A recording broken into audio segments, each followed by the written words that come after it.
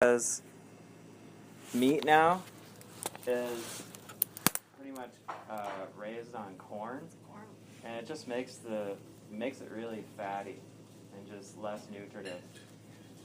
So it's worthy. Hi, nice to see you. Nice to see you You'll have too. to remind me your name. I know I see some familiar faces, but it gets away from you a little bit, Danielle. Good to see you. Yeah. So we were talking about steak, and if you have it in your diet, at the very least, thanks. Go. What's in cheese whiz?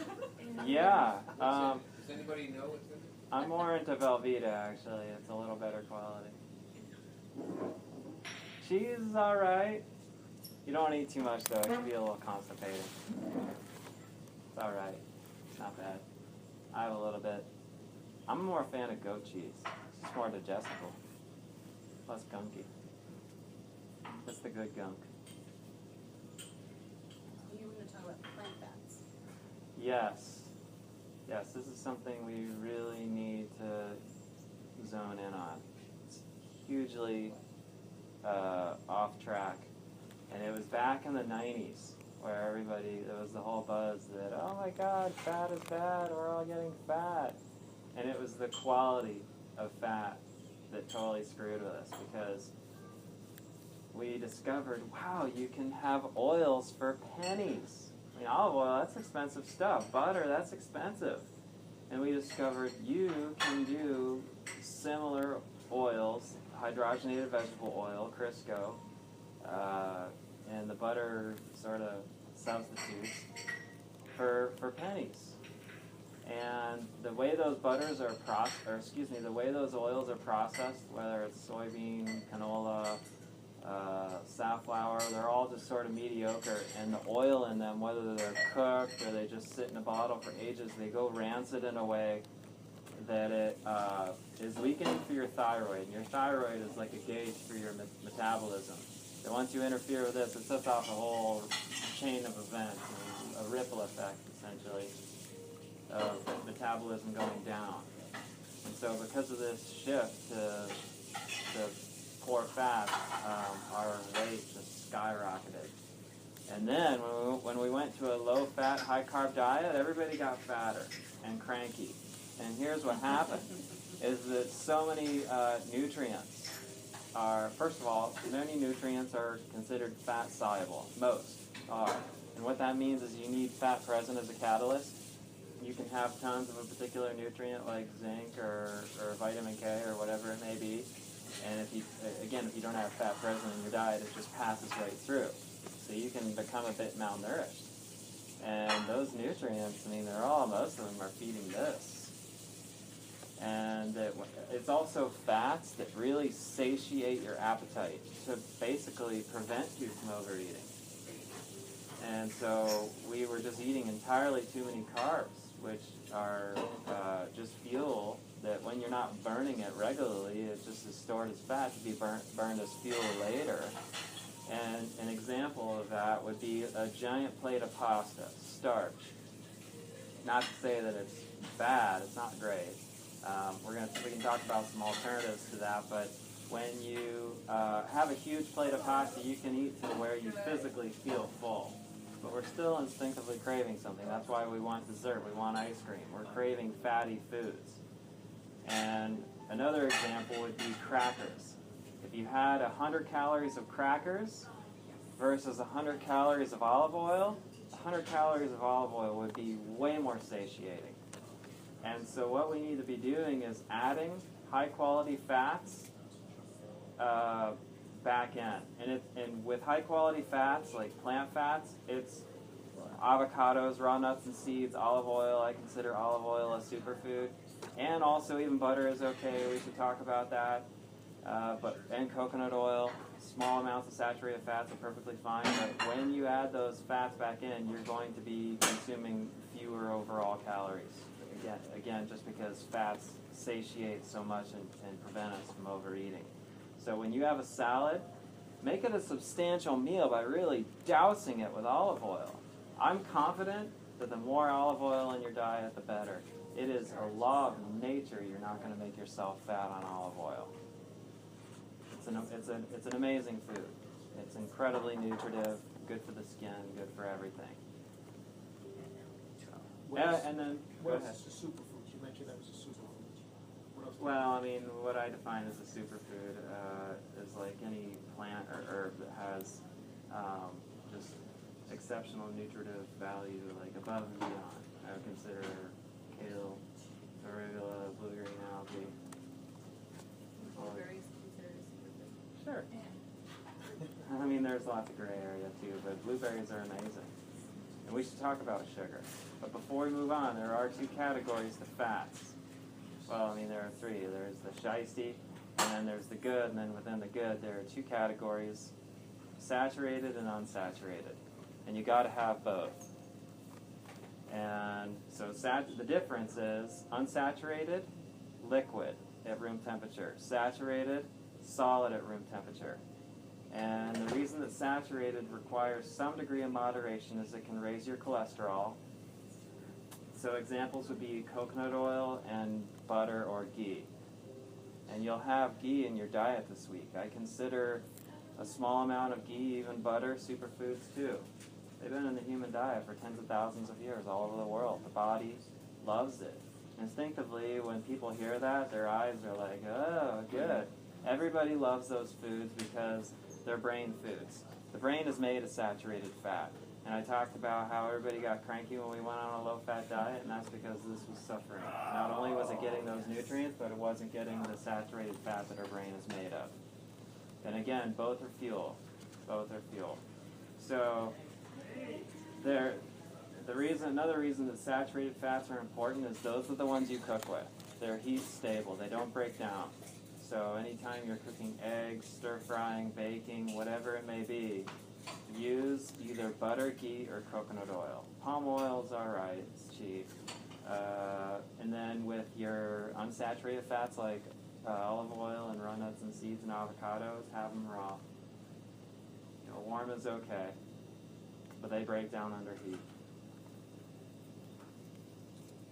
So that's fats. Unless anybody has another question. Eggs are awesome. I consider good quality eggs to be a superfood. They don't raise your cholesterol at all. Zero. Remember, it's saturated fats that raise your cholesterol. Even the yolk. Yes, there's less than 1 gram of saturated fat in an egg. You have to eat a lot of eggs to have it in. Yeah. Why do people eat egg whites then? Well, that was their It's a the egg trend. white. Yeah, the egg white thing. They're just riding on the coattails of the hypnotic spell from the '90s that all fats are bad. So they're not. That's where the life force is. That's the nutritive part of the food. Yeah, it's a tough one. That is a really tough one. It's something that it's a myth we're still trying to break. It's a tough one. It is. If you have some kind of serious heart disease, it's good to just cut out saturated fats for a period. Do lots of flax seeds, essential fatty acids.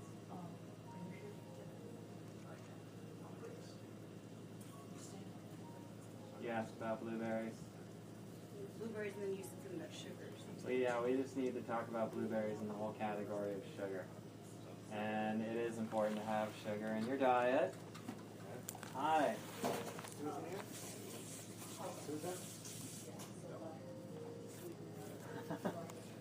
So the reason it's important to have sugar is we have a sweet tooth. Law of human biology. We need sugar because it's instant brain fuel. Where? Isn't it great that I got this burly ass otter case? I broke a couple of these, it just fell off my lap or something. So I shopped for the most bomber case. And this is also a Chinese star and a cutting board. It's amazing. It's incredibly multifunctional. So I'm voice recording this. And if you want it, the ashram will give you a link at the end of the week. Sugar. Right, gotta have it. Glucose, instant brain fuel. It can take carbs and fats hours to break down to be converted into fuel. That's why instinctively the body likes fruit in the morning. And so that's the thing. We want to keep our sweet tooth happy with the elite sugar, which is fruit. And why not just go with the most elite fruit, which is berries? certainly okay to have some tropical fruit in your diet, but it doesn't have the nutritive quality, and it's also a lot of sugar, where it's a balance. Good amounts of fruit is what we want, but we definitely don't want to be eating like a pineapple or 6 bananas. So I'm a big fan of smoothies in the morning, and we should talk about what I think the ideal sequence throughout the day may be. And I also I'd just really like to hear about that. yeah, and I also do want to just comment that these are just general laws of human biology where there is such a vast array of what different body types need. It's just astounding. I mean, think about it, that there are raw foodists that somehow sustain on raw fruits and vegetables. I think lots of them are a little nutty, but then we also have Eskimos that subsist on whale blubber, and they live a long and healthy life. I mean, think about how sturdy their health has to be living in such extreme conditions. And then the Balinese, they subsist on rice, lentils, and a little animal protein. So that's an interesting thing, that now within our Western world there is no exact protocol that's a fit for everybody, and that's been a challenge, is that somebody says, this is it, the 80-10-10 diet. No, the zone diet. No, actually the Paleolithic diet. No, wait a minute. And it's ridiculous. First of all, with the breakdown of fat, carbs, and protein, you have way more flexibility than you would think. There's no percentage protocol that's perfect for everybody. That's ridiculous. How do you find the one that's right for you? You got to try it. I'm a huge fan of just learning by trial, and you can also go to some kind of natural health professional where they can tune into your body type and address what you need. But that is one of the major perks of being here, is you are trying all of these different foods, and that you wouldn't normally have day in, day out. I mean, the fact that you can't order your food here is brilliant, because you have to try all these foods, many of which are new to you, and you're going to have some favorites that you don't regularly have in your diet back in your crazy Western world, and you're going to, again, that's your body's instincts talking to you, saying that food is right for me, has the nutritive breakdown that my body needs. And so I challenge you, you're going to have a meal or two that you love here. Make that a meal a few times a week in your diet. In most cases, the body likes some degree of regularity. So. And again, you got to try it. I know it's not an easy answer. It's one of the conundrums. It's one of the things that we'll always sort of scratch our heads. And What do you think about the traditional salads you order at a restaurant? I mean, they suck most of the time because it's just a bunch of iceberg, romaine, cabbage, whatever. Not that those are bad, they just don't have any nutritive value. They're basically just like fillers, and then the salad dressing is such junk. I mean, like even at the grocery store, even at your natural food store, you have like this whole aisle of organic salad dressing where it says like olive oil this, olive oil that, and you look, it's all a matter of what's it made of. You've got to become a label reader even at your natural food store, because Good oil and vinegar. right, exactly. Then you know what the two ingredients are. All these natural salad dressings, olive oil is way down the list of ingredients, and a lot of them add wheat flour as thickeners, and it's I'll tell you, the best is just olive oil and lemon juice, cayenne sea salt, or balsamic vinegar, or you can also make salad dressings by just throwing a bunch of things in the blender, which you're going to have here. You're going to have that. Like, I'm a huge fan of just throwing raw veggies and olive oil in the blender and making different soups, sauces, pestos, dips, dressings. And you're going to have that. You're going to have some meals here where it's that sort of thing. So Running can out you of words. explain But like the general philosophy of what we're eating this week and why? Like, yes. In terms of both the meal breakdown and the meal composition. Like what do we eat in the morning? Right. So, and I don't think that this diet is totally ideal in some ways. I'm a fan of having smaller, more frequent meals, where it's definitely a solid meal. I'm not a fan of just snacking all day. Here, we can't really do more than 3 meals because you all are so busy and active. But I'm a fan of starting. Here's how I start my day, and I think this is somewhat of the ideal protocol for most people. And people really need to try to do this because the mainstay has become just to have like coffee in the morning and then wait a few hours and have this huge chicken salad lunch, and then everybody's tired. And when you have a big meal like that, then your energy is just going up and down. And I'm more about sustaining. And so I like starting my day. I mean, everybody just needs to drink water first thing in the morning. Cheers. And that your body is just dehydrated. So you haven't had any water in 8 to 10 hours. So chug a glass of water, 8 to 16 ounces. The body likes hot drinks in the morning. If you don't have tea or coffee, skip it. But having a little caffeine is okay. Wouldn't say it's bad, but you got to cap it.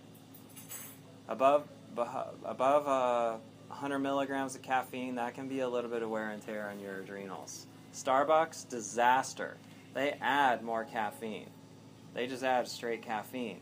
Like their 16-ounce lattes are 500 milligrams of caffeine. That just cooks things. And so your energy is doing this. And over time, it's doing this.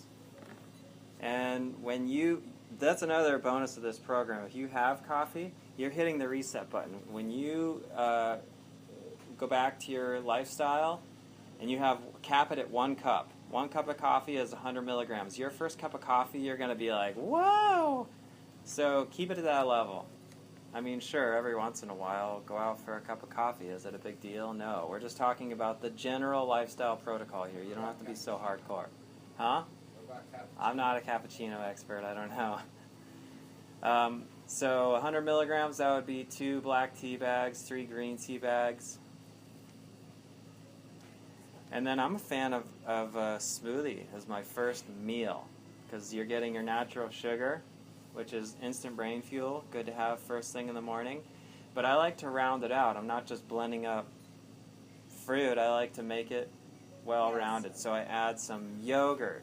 I add some raw almond butter. I add my blue-green algae. So now it's nutritive. It has the protein fats. It has your natural sugar. And it's a meal. So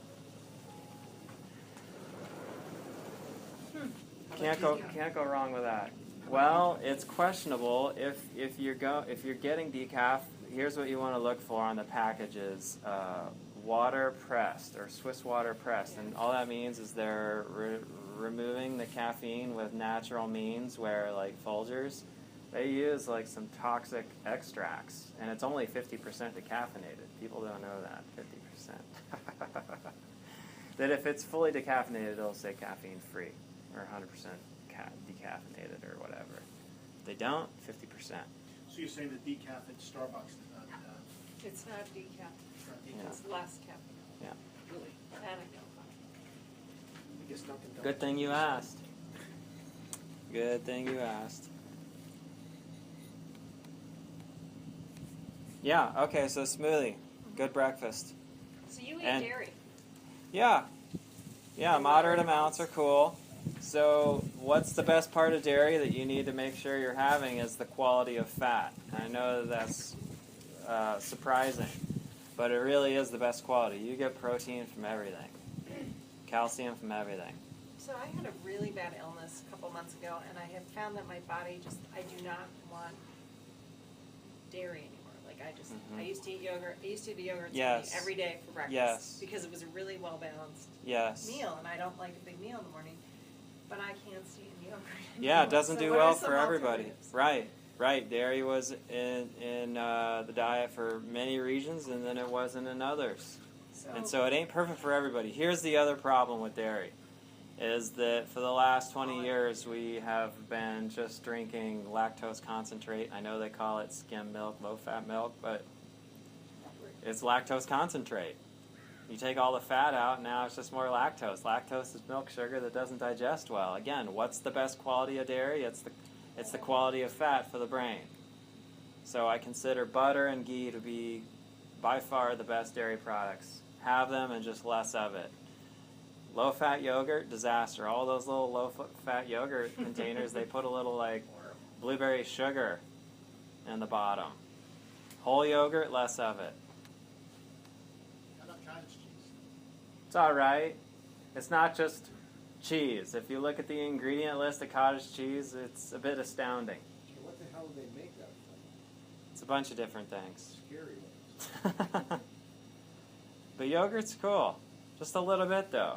I like the You'll find that You'll find that when you're eating whole yogurt, Whole Greek yogurt. you don't need to eat a whole cup of yogurt. Your body again is craving the quality of fat. When you're getting the whole fat, you just don't need as much. So in your smoothies, you add what else? Because you have fruit and dairy, so you're getting some fat from the whole yogurt. You're getting some sugar from the berries. And what else are you adding in? I for like to nutrient add value? a heaping spoonful of almond butter, and then I add a massive amount of my greens. Not to brag about my stuff, but I do.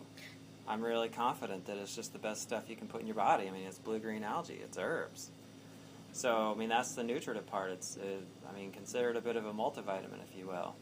So I have always added parsley to mine. So Parsley is awesome. same sort of value. I mean, nutrient value. Well, no, just different Not stuff as. altogether. It's a different food. Okay. Yeah, I I mean, know nothing about your parsley has its properties that just no other food has. Yeah. So, it's rad stuff. Parsley is awesome.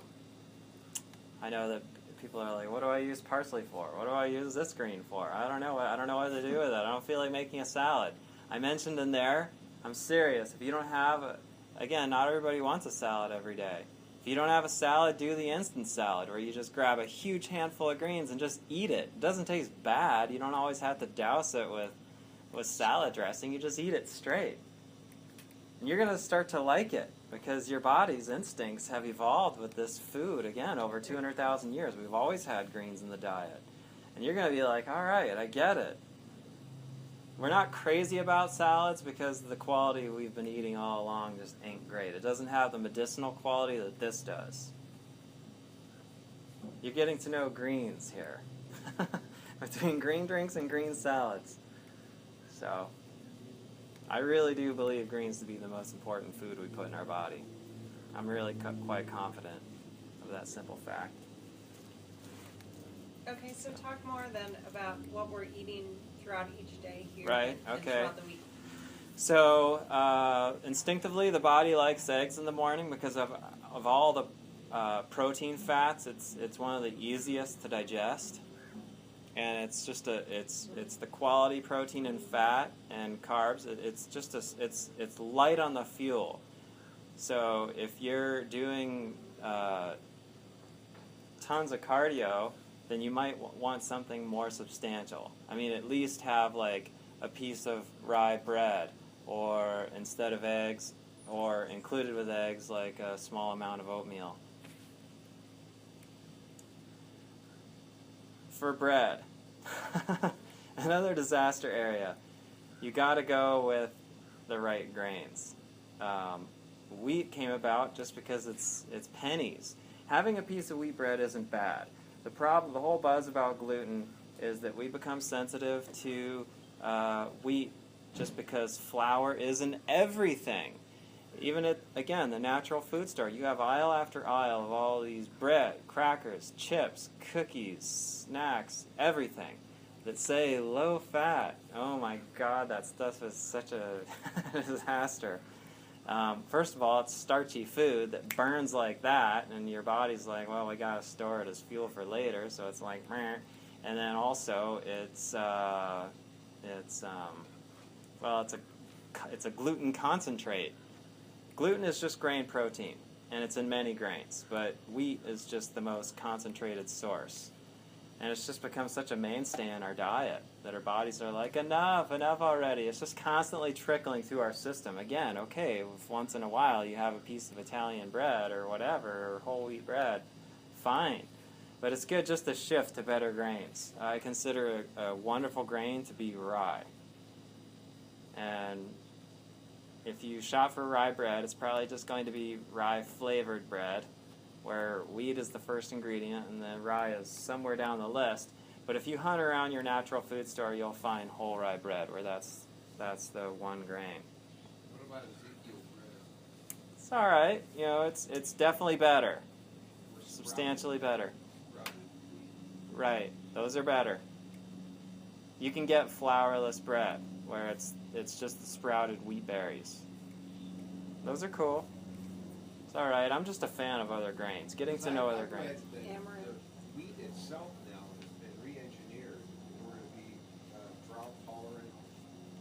And, Right. The wheat itself isn't the old wheat. Right, it's true.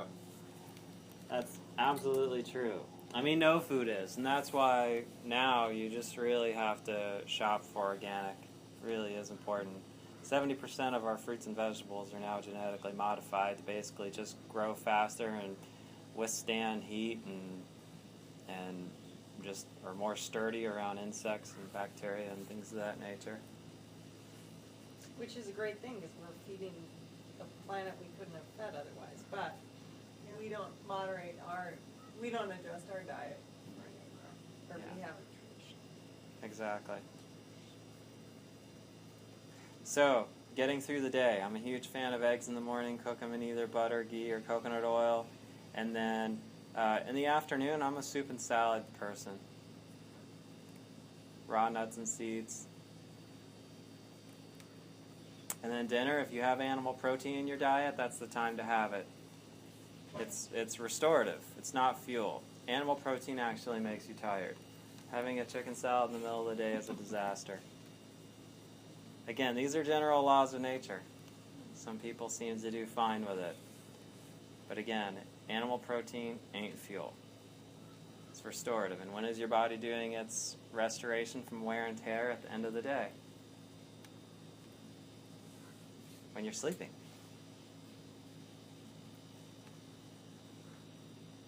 I see some of you all getting heavy eyelids. What if I jump up and down and squawk like a chicken while I'm teaching this class? Would that help? So for years when I trained for triathlons, the coach that I trained with, the only animal protein I ate was right after an intense workout. Yes, no, Is that that's just another thing. replenishment? Yes, and that's a good thing. If you do some serious exercise is wear and tear. It is. And it's good to have protein immediately following so that your body can do the repair. Like, did we just have very much protein there? I mean, we had some grains, we had the nuts. Well, hiking, you don't need it as much. You're breaking down muscle. That's the other bliss of hiking. Hiking is the perfect amount of wear and tear, where your body is like, whoa, this is the hunter-gatherer lifestyle, and it starts building sturdier joints, and yes, some lean muscle, and just that gentle pounding on dirt stimulates your body to build a sturdier frame, which we should talk about bone health. We should talk about that, because there's a big buzz about it in this day and age. I'm telling you, it's really all about hiking. When you guys go home, do it at least a few times a week. Just a good sturdy 30-minute hike, preferably over uneven ground. Trails are best because it's you're constantly doing different movement. It's exercising all of these stabilizers all in between, whereas an elliptical machine or stair stepper, I mean, that's okay, but it doesn't have anywhere near the impact that hiking over trails would have. If these trails are too easy for you, water bottles. Oh. Then you're getting an upper body workout. After a few minutes, you're going to think, this ain't hard, but after an hour, you're going to be like, okay, you know, it's working your grip strength, your forearms, your shoulders. It takes even a little core work, your stabilizers, and you're also lugging a little more weight. Because, again, that was part of the hunter-gatherer lifestyle, carrying stuff. They didn't have camelbacks. Or they were hard to come by. Vitamin D. Ain't nothing better. So why the vitamin D dilemma? Some of us live in Seattle. That's part of it. But It's a you huge don't problem up you there. don't need sun year round. The body adapted to going months without sun. because of people at the North and South Pole. And so here is the conundrum, here is the problem. The barrier is skin care products. It ain't skin care. Well, it's toxic. I mean, you're smearing all this stuff on your skin that absorbs into the bloodstream, but the other problem is this. The other problem is all of these skincare products have SPF now. They all do. I mean, you can get some stuff that's just like organic shea butter, and okay, now we're talking. But again, all the skincare products use SPF. Everybody thinks they're doing something good for themselves. And yes, sunblock has its place for if and when you're outside in the middle of the day and you're getting tons of radiation. You want to protect your skin from getting burned. But here's the catch, is it's blocking vitamin D from forming on the surface of your skin to then be absorbed into your bloodstream. And people are taking these mass doses of vitamin D and it doesn't do anything. Nothing. Totally useless. A total waste of your money. Otherwise, everybody would be happy right now. It wouldn't be a problem. Everybody's taking vitamin D, but it's still a problem. And so the thing to do is, yes, use your skincare products at the end of the day if you feel you need to use some kind of moisturizer or something. Yes, use sunblock if you're outside in the middle of the day, but it's really important for you to get direct sunlight in the morning and evening. Like within an hour of sunrise or even an hour and a half, and then within an hour of sunset, because the sun is lower on the horizon, it's traveling through the atmosphere at an angle and it's blocking out a lot of the harmful rays, and you're not going to get sunburned. It's interacting with tannins in the skin, forms vitamin D, boom, into the bloodstream, boom, sturdier frame, better longevity. Law of human nature. And if you might wrinkle, but what? You'll wrinkle more, but not if it's in the morning and evening. It's like I know the dermatologists, they're just like, wear sunscreen all the time, wear sunscreen. I mean, they just totally convince you. I know. And doctors tell you to take multivitamins, which are totally toxic. Dermatologists and doctors are absolute geniuses for diagnosis. Of course, doctors are geniuses when it comes to trauma and emergencies and temporary treatment. Whether it's giving you some kind of drug, which they serve their purpose, but hopefully it's a temporary measure until you get your lifestyle, boom, back into gear. There's only really one healing silver bullet. The silver bullet. Food. The silver bullet isn't food, it isn't my green drink, it isn't a multivitamin. Silver bullet is the nutrient-rich blood that you create with your lifestyle. And I'm confident, I am absolutely confident that that silver bullet can relieve any malady. It may not heal it entirely, but I am totally confident it will at least relieve the symptoms to a degree. And inevitably improve your overall health and longevity.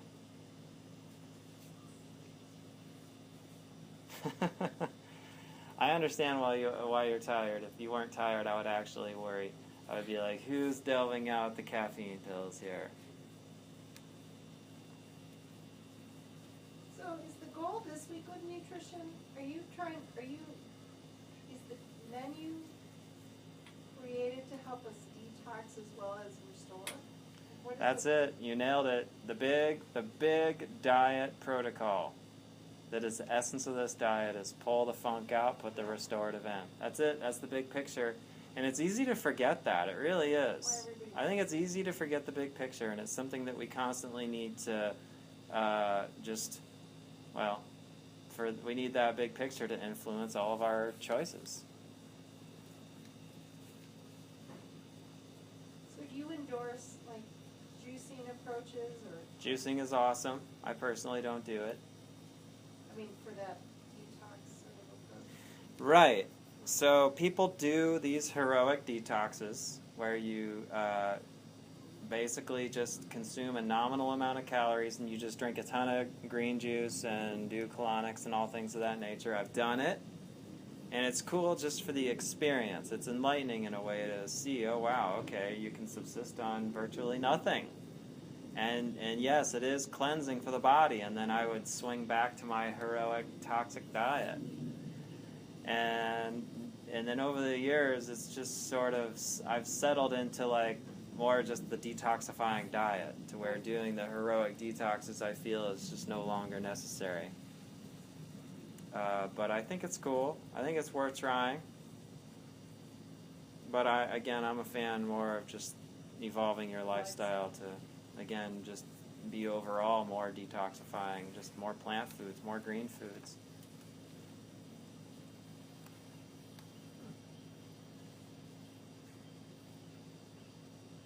Well, I feel you. I got the gist of it. If you dozed off for part of it, then again, it's recorded for you. What purpose do the nut butters this week serve for us? Is that just a source of? Yeah, it's just a plant. It's a plant protein fat. Almond butter, awesome. Do you make your own? No, I have. It's you got to have like a good high power blender like a Vitamix. If you don't have a good blender like a Vitamix, it's a brilliant purpose. I mean, it's a brilliant purchase. They're totally great to have. Then you can do the smoothies I'm talking about. I mean, you can do smoothies with a regular household blender, but I mean, they're better because they're just more liquefied and smooth. But you can also do these raw vegetable sauces that I'm talking about. Like tomorrow night, for example, you have steamed quinoa, and then you have this dressing that's just made from raw spinach in the blender with lemon juice and olive oil. That's it. It's raw. And it makes this nice sauce, and it's amazing. So that's another reason why a high-power blender is a great purchase. Do they give us any recipe stuff here, or can they? Yeah, you can actually take home an ashram recipe book if you would like one. So, it's a good thing to take. Do you drink alcohol? What's your view on that? I mean, every once in a while, it just makes me tired. But, I don't know, I think a little alcohol is alright. It's a tough one, though. I know how I can get away from this a little bit. I ain't perfect.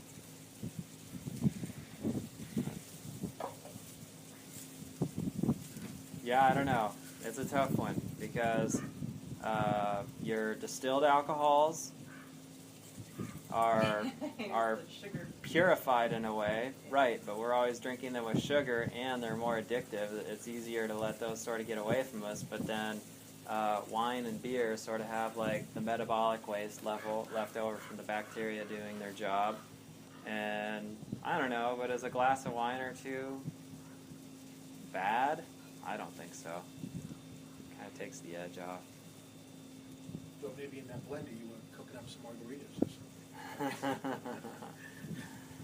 Yeah, I mean, at least use like some real fruit juice. So in the blue zones that I was talking about last night, red wine is like completely, in every culture except the Mennonite one, is a part of the stable part of the diet. Only red wine, of course. So there's such a big differentiation between red wine and white wine? Yeah, in terms of sugars. Yeah.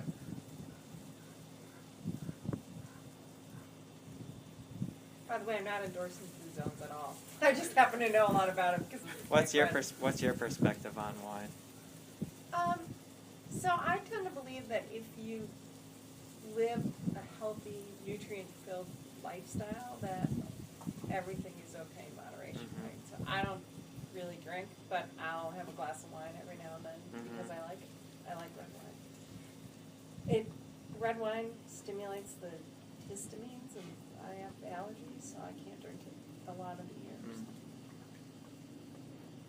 I wouldn't say it has the medicinal properties that people claim. I mean, Yeah. there are antioxidants and everything. Oh, Well, that's what they say about red wine. right, Nobody says it about beer right. or white wine. The benefit of beer is it's harder to overdo it, but again, metabolic waste in there is just, it has a little bit of toxic byproduct. Interestingly, the sale of vodka and gin has gone through the roof because women, for the Right, last lower calorie. 5 years, have figured out, gee, if I drink it straight, like vodka on the rocks, and no sugar, not doing the It's actually additives, lower calories. A generational thing too. Like, I mean, I never really drank hard liquor ever, but I mean, kids today, if I'm out with a younger guy, they're ordering, they know every type of vodka. Well, it's part of that cocktail comeback, yeah.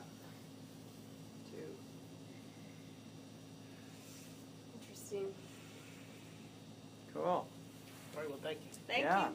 my pleasure. It's been fun. Yeah, I had no idea what we were gonna consider.